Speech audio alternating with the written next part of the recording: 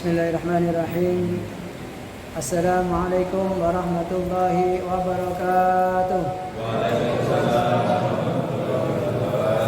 Alhamdulillahi rabbil alamin. Wassalatu wassalamu ala asyrafil anbiya'i wal mursalin sayyidina Muhammadin wa ala alihi wa sahbihi ajma'in. Subhanaka la ilma lana illa ma 'allamtana innaka antal alimul hakim.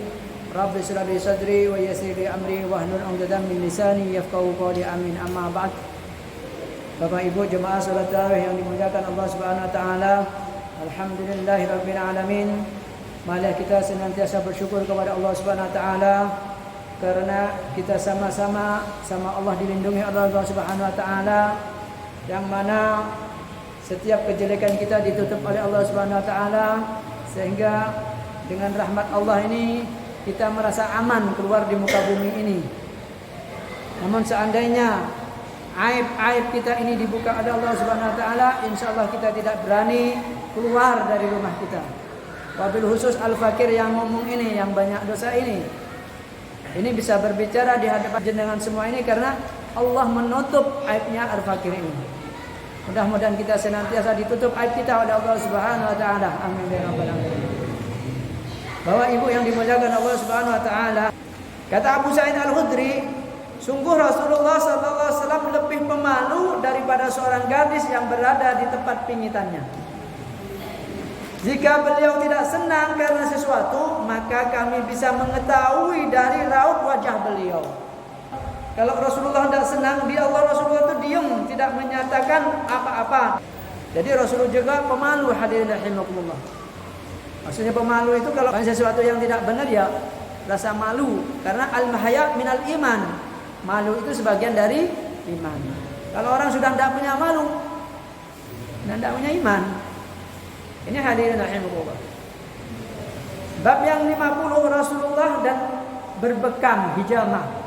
Anas bin Malik radhiyallahu anhu pernah ditanya tentang membekam sebagai sebuah profesi. Anas berkata, ihtajama Rasulullah sallallahu alaihi wasallam hajamuhu Abu Taibah fa amara lahu bi syu'aini min ta'am. Wa kallama ahluhu fa wada'u min harajih. Fa qala inna afdala ma tadawaitum bihi al-hijabah. Rasulullah sallallahu alaihi wasallam pernah berbekam kepada Abu Taibah. Abu Taibah ini disebut juga nama aslinya Abu Nafi, yang merupakan keturunan dari Bani Harisah.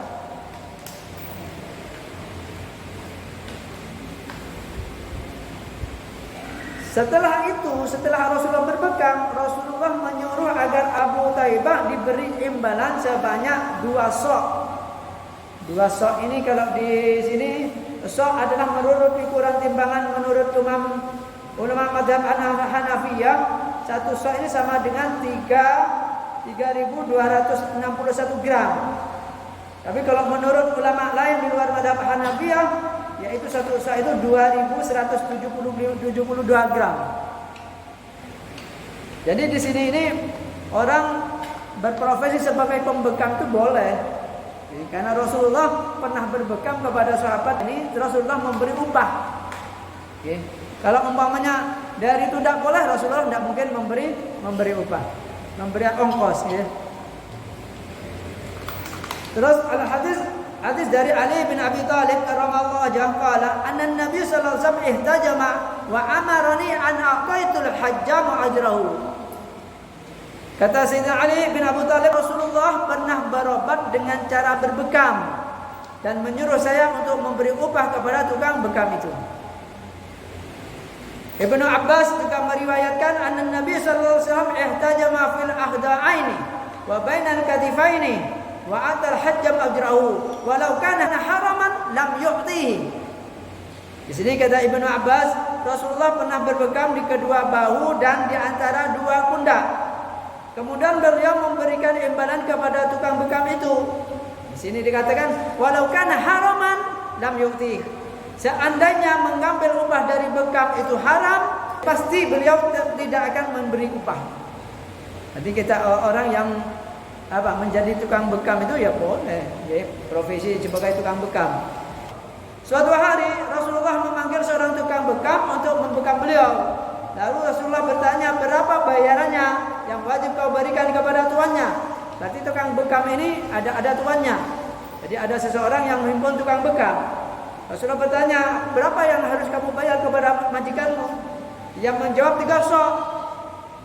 Nah, 3 sok. Maka beliau mengurangi kewajiban itu 1 sok, lalu memberinya imbalan. Jadi beliau Rasulullah memberi kepada majikan itu 2 sok, yang 1 sok untuk yang melakukan bekam. Rasulullah SAW pernah berbekam di kedua bahu dan pundak beliau. Beliau berbekam dalam 17 atau 19 atau 21 hari sekali.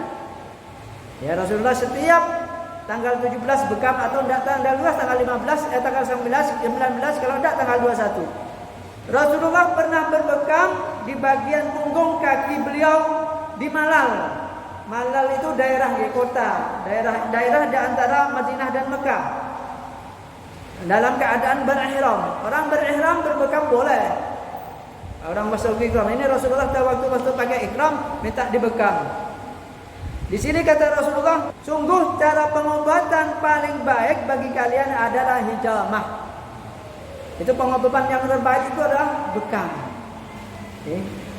Al-Fakir tidak pernah bekam, tapi bekam itu mengeluarkan darah-darah yang kotor. Jadi orang yang ahli orang membekam itu tahu tempat-tempat darah-darahnya yang kotor. Jadi kalau jenengan dibekam itu keluar darah-darah hitamnya. Ini hadirin rahimah. Karena itu ini kata Rasulullah, sebaik-baik pengobatan ya ada bekam.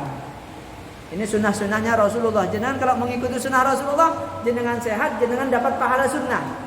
Ini hadirin rahimakumullah. Mudah-mudahan kita bisa menjalankan sunnah-sunnah Rasulullah SAW, dan mudah-mudahan kita nanti diberi syafaat, mendapat syafaat dari baginda Nabi Muhammad SAW di akhir kiamat. Wa ila hadiyah kullu niyatin salihah ila hadratin Nabi Mustafa Muhammadin sallallahu alaihi wasallam. Al-Fatihah. A'udzu billahi minasy syaithanir rajim. Bismillahirrahmanirrahim. Alhamdulillahi rabbil alamin. Ar-Rahmanir Rahim. مالك يوم الدين إياك نعبد وإياك نستعين اهدنا الصراط المستقيم صراط الذين أنعمت عليهم غير المغضوب عليهم ولا الضالين آمين. آخر الكلام. Assalamualaikum warahmatullahi wabarakatuh.